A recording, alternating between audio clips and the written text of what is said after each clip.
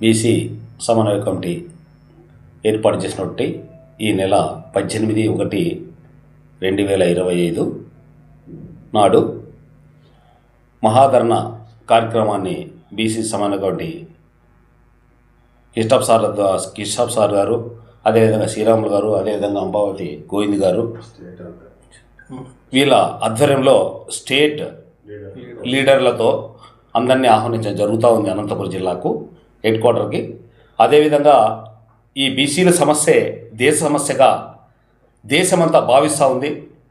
దీనికి దాదాపు బ్రిటిష్ కాలంలో ఆ బ్రిటిష్ వర్గం ఇక్కడున్న స్థితిగతులు, ఇక్కడ పరిస్థితులు గమనించి అప్పట్లో బీసీలు, ఎస్సీలు, ఎస్టీలు కులాలన జరగాలనే ఉద్దేశంతో అక్కడ జరిగింది. అయితే అప్పుడు స్వతంత్రం రావడం వల్ల అప్పుడున్న ప్రధానమంత్రి నెహ్రూ గారు దాన్ని తొక్కిపెట్టడం జరిగింది, తన చీటి కింద వేసుకొని కూర్చోవడం జరిగింది.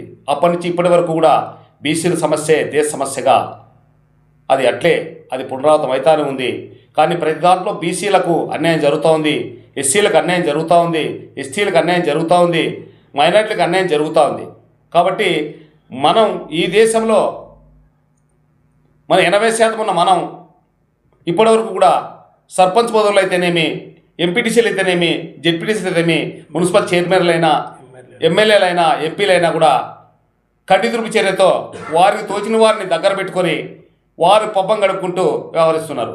అదేవిధంగా ఇప్పుడు 27% బీసీలకు, 7% ఎస్సీలకు, ముస్లింలకి 1% ఈ రిజర్వేషన్ పంచుతున్నారు. కాబట్టి ఇది ఎంత ఘోరం.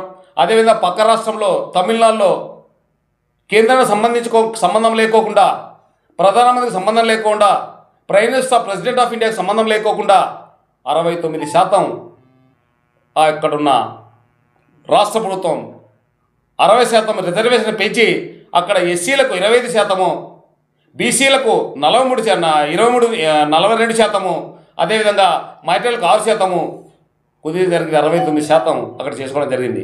కాబట్టి ఇక్కడున్న పాలక వర్గాలు వాళ్ళు అనుకుంటే పార్లమెంట్తో పని లేదు ఈ రిజర్వేషన్ పెంచుకోవడానికి.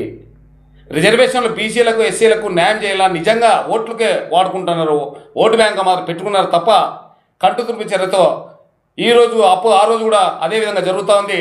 ఇప్పటికైనా ఎస్సీలు, ఎస్టీలు, బీసీలు, మైనార్టీలు ఇప్పటికైనా కళ్ళు తెరిచి ఈ జరుగుతున్న మహాధరణకి వస్తున్న మేధావులని ఇక్కడ అందరు కూడా చాలా విషయాలు, చాలా మీకు తెలియ విషయాలు మీ ముందుంచుతారు.